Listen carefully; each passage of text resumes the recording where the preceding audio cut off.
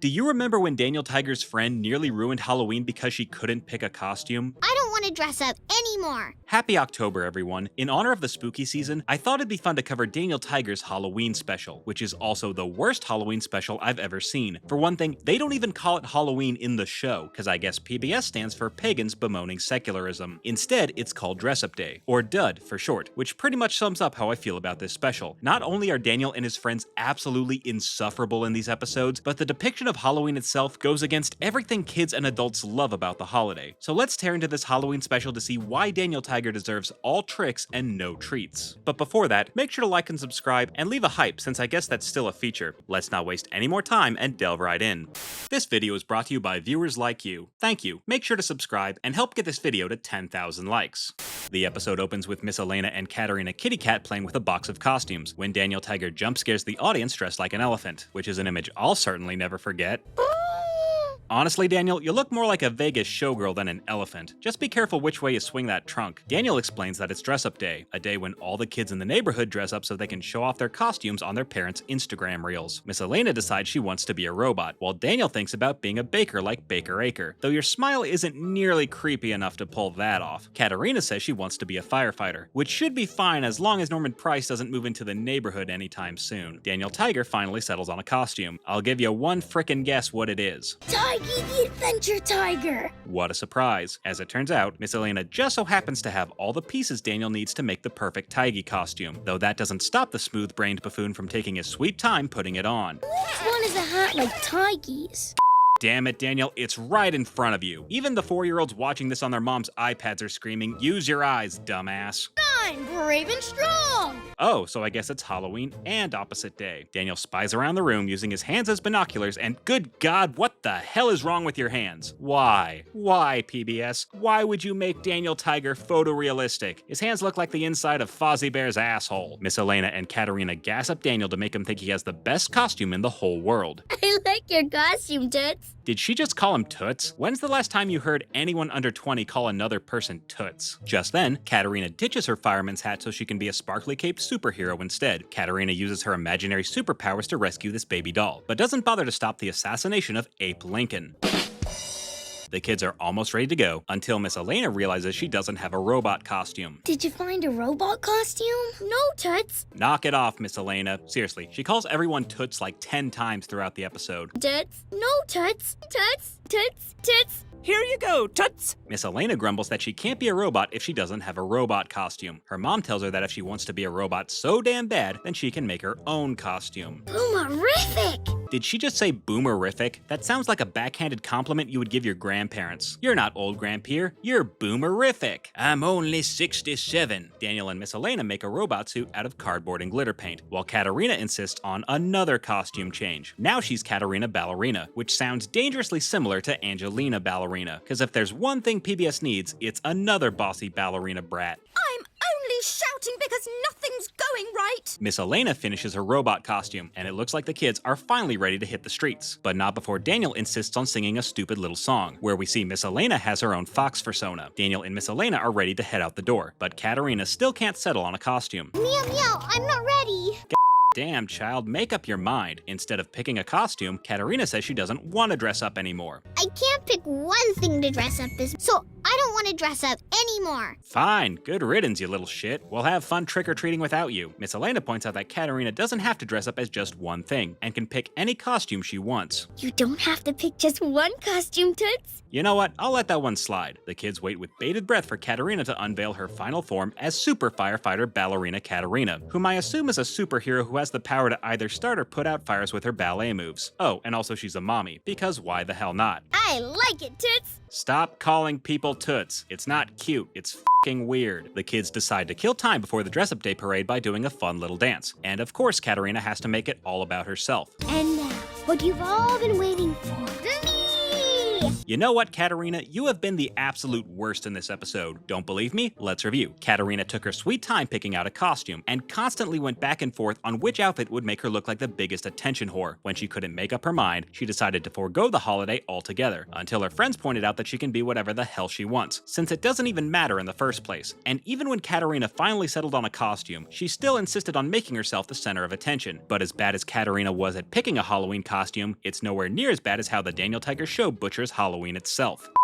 It's almost time for the dress-up day parade, but Daniel Tiger is nowhere to be found. Instead, we're introduced to this random adventure tiger. It's really me. Daniel the Adventure Tiger! The rest of the kids gather by the clock tower to go trick-or-treating at 4 in the afternoon, like a bunch of weenies. Oh, the owl shows off his traffic light costume, as he's apparently waited all year to dress up as the thing my dad cusses out on his daily commute. Daniel's mom hands out sticker books to all the kids, including Prince Wednesday, who appears to be dressed as a giant chunky booger. I'm a rock. Rocks don't have arms. Oh, my mistake. The prince is cosplaying as the annoying friend who insists on staying in character the entire time. F***ing fantastic. As a traffic light, Oh the Owl decides it's his job to tell everyone when they can and can't move. He cuts to the head of the parade line and orders Trolley to stop dead in their tracks. Stop, Trolley! Let's see him try to pull that crap with a real train. Daniel points out that Trolley is dressed up with a bunch of cardboard flowers, which begs the question, did someone put the flowers on Trolley? Or does the tramcar have a set of arms that the rest of us can't see? The world may never know. Apparently, the Owen Owl's name stands for obnoxious, as he forces his friends to play red light, green light the entire time. Red light, stop! Now I want to see these kids play actual red light, green light. The ornery owl says he wishes he could be a traffic light all the time, when he's forced to come to a complete stop. Oh, the owl accidentally trips and tears his costume, which would be upsetting if his costume wasn't already torn before he tripped. Oops. Oh, the owl cries that his costume is ruined, as he goes from looking like a traffic light to the world's saddest snow cone. Oh doesn't even bother trying to fix the very simple tear in his costume, and says that if he can't be a traffic light, then he doesn't want to dress up at all. Where have I heard this one before? Daniel convinces his friend to still go trick-or-treating. The kids get to Mr. McFeely's house, and Daniel Tiger busts out his Comic-Con pose. Alright, now it's time for some treats. Stickers! Whoa, whoa, whoa, what the hell is this crap? Where's the candy? You're telling me these kids got all dressed up and the only thing they get from the mailman are free stamps? What a ripoff! Mr. McFeely hands out his bullshit treats, while O gripes about his torn costume. Gee, if only he had something sticky to stick the pieces back together. Prince Wednesday still refuses to use his arms, so Daniel's mom is forced to collect his sticker for him. Though if he has no arms, that means there's nothing stopping the other kids from kicking his ass. Hint, hint. The kids move on to the next house, while Daniel imagines dressing up as the scariest thing he can think of, a superhero and a policeman. Seriously, could you imagine how much damage this little twerp could do with the power to fly and stop and frisk? Daniel tries to cheer up O, but the bad-tempered bird says he'd rather dress up as nothing than try to think of another costume, which is a shame because O would make the perfect Debbie Downer. The kids stop by Miss Elena's house to get some more lame-ass treats. Happy birthday! Guess my costume! 1, 2, 3! That doesn't even rhyme. The kids collect their stickers as it looks like even the adults are getting sick of Prince Wednesday's rock gimmick. Prince Wednesday, don't you want a sticker too? Not Prince Wednesday. I'm a rock. I'm just saying, you can't get in trouble for cold cocking a rock. The kids next go to Dr. Anna's house, when O the Owl gets a new idea. Ta-da!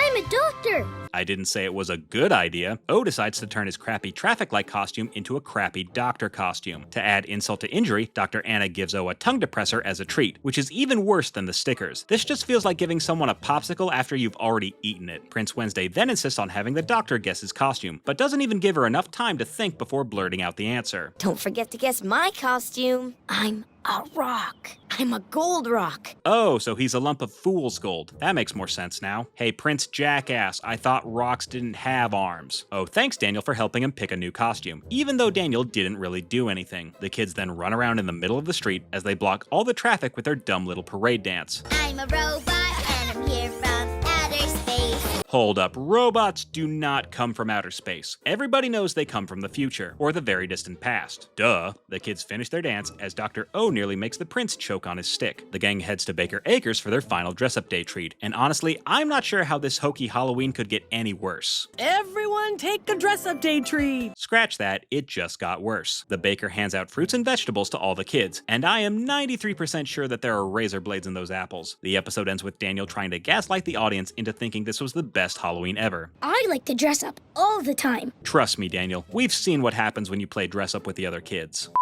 So not only is this the worst Halloween special I've ever seen, but everyone in it was absolutely unbearable. First, we have Katerina Kitty Cat, who refused to pick a costume because she couldn't make up her mind and threatened to sit out the entire holiday, until she realized she could smash a bunch of ideas together into a singular frankenfuck of a costume. Next, we have Prince Wednesday, who not only had the dumbest costume of the group, but insisted on staying in character the entire time. He made everyone refer to him as a rock, and forced Daniel's mom to collect his treats for him like a spoiled little brat. Then there's O the Owl, who dressed as a traffic light just so he could boss his friends around. When he got one tiny little tear in his costume, O didn't even bother trying to fix it and cried that the night was ruined. When he finally did pick a new costume, it was somehow even worse than his first one. And then there's Miss Elena, who insisted on calling everyone Toots, and actually that's the only annoying thing she did throughout the entire episode. I guess she gets a pass for this special. And finally, we have Daniel Tiger, not just the character, but the show itself, which decided to ruin Halloween with its own dollar store imitation of the holiday. The Jungle Cat proceeded to pussify the entire Halloween season with this bullshit version of trick-or-treating, which takes place during the middle of the day and doesn't even give out real candy. Trust me, if you tried pulling this crap in my neighborhood, your house would be covered ass to end with toilet paper and rotten eggs. So, F you Katerina Kitty Cat for taking forever to pick a costume. F you Prince Wednesday for taking your costume way too seriously. F you O the Owl for crying over spilt milk and waiting until the last second to try to fix your costume. And of course, for ruining Halloween by turning the spookiest day of the year into a boring baby bitch parade, F you Daniel Tiger.